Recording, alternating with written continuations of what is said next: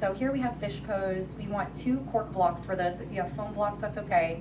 So again, going over the heights of the blocks, this is the low setting, this is the medium setting, this is the high setting. So behind our shoulder blades, we want the medium setting. We want to place this right along our shoulder blades. So like this. And depending on how tight your back is, so if you sit on your tails all day and your shoulders are really rounded forward like this, you'll probably want to start with your head block on the highest setting. This is the most modified.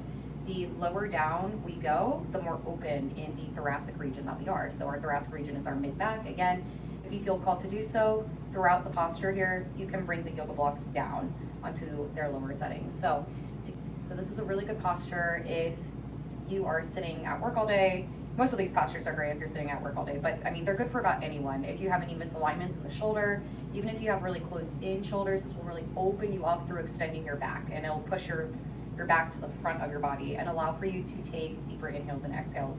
Now, a lot of people will almost feel anxious because they have a harder time breathing in this position, but this is actually opening your lungs up to allow for a further capacity for your breath to travel throughout your spine. Get into it. I have a strap on already from my previous pose, which was the supported glute bridge.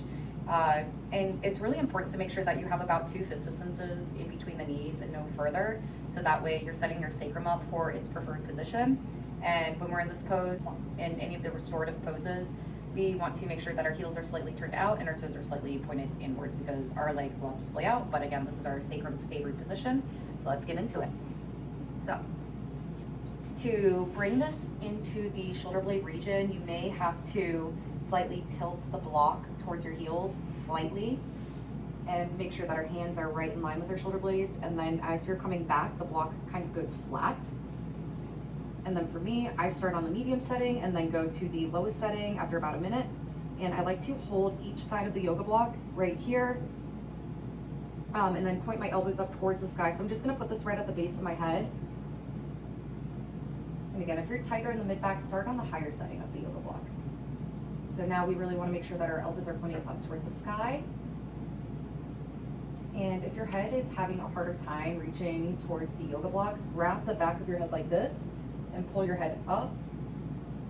And this reinforces that you have a nice neutral neck, so that way you're not extending it or you're not flexing it too much, but you're kind of creating the space with your hands, and then allow for it to just relax on this yoga block. And once you're in this great position here, again, you can take a few moments or a few breaths to allow for your elbows to point up towards the sky. And then once you feel pretty settled in, you're going to grab each opposite elbow, like so, like a ball in the mitt. Really try to grab each side evenly. And then just allow for your breath to pull your arms back next to your ears. Don't force anything, but allow your breath to guide you. And this is really going to open your chest up and reverse any kind of hunchback, if you can even just tell from this video here. And this one you really want to hold for at least 3 to 5 minutes. Really try to focus on a 5 to 8 second inhale and a 5 to 8 second exhale. You're starting your breath from the base of your pelvis. You're reaching it all the way to the crown of your head. And when we do this, we really allow ourselves to enter a parasympathetic nervous system state, to where we don't get as anxious through chest breathing, because this position especially really makes us kind of anxious at first because it's taking us where we don't go.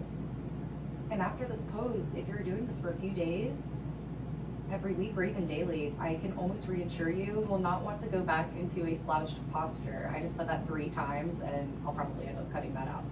But anyways, you'll know what it feels like to be more straight and aligned. I would definitely encourage you to, when you're halfway through, to switch the arm that is on top and to even try going into a lower setting on the yoga block here. Again, if you need to kind of hold your head here at first to create that space, and then after a few breaths, your head will allow itself to rest on the block. Yeah, it's really good to switch the arm which is on top, because again, that's just making sure that we're getting both sides nice and even.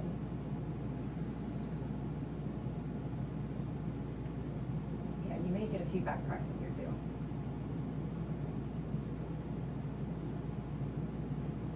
But yeah, sorry, the hair in my eye. But yeah, and then to come up slowly, you'll want to grab your head and then push your hands off the with that shoulder blade block. So just like so, boom, there we have it. That is our fish posture. Hope you enjoy this one. I know I sure do, and I practice this one every single day. Cheers.